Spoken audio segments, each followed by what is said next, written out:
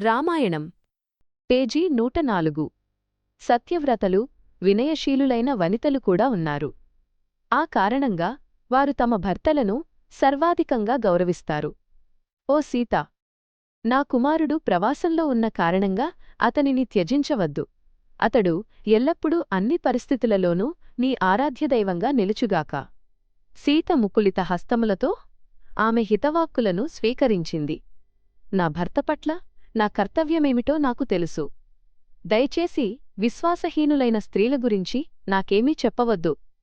వెన్నెలకు చంద్రునితో ఉన్న అనుబంధం వంటిదే రామునితో నాకున్న అనుబంధం. తంత్రులు లేకుండా వీణ ఉండదు, చక్రములు లేకుండా రథం ఉండదు. అలాగే 1000 మంది పుత్రులున్నప్పటికీ భర్త లేనిదే భార్యకు భవిష్యత్తనేది ఉండదు. రాముడు నా దైవం. ఆయన ఎప్పటికీ నా దైవంగానే ఉంటాడు. నేను ఆయనను త్యజించడం ఎలా జరుగుతుంది అని బదులిచ్చింది.